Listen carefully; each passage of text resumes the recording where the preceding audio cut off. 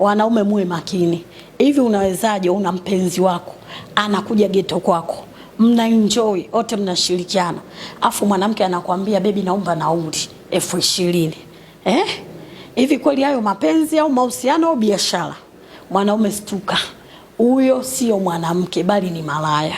Mwanamke mwenye akili timamu atatoka nyumbani kwake kwa pesa yake, na atatoka nyumbani kwako mshamaliza starehe yenu kwa nauli yake.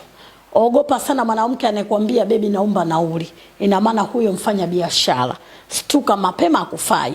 Mwanamke anayekupenda anatoka nyumbani kwao na nauli yake. Kama ana request ana request, na anafika na kijizawadi anakupa, baby mimi nimekuletea zawadi. Huyo ndo mwanamke mzuri ambaye wa kwanza mahusiano naye. Na akitoka kwako ana request, baby mimi naondoka, je una nafasi nije tena?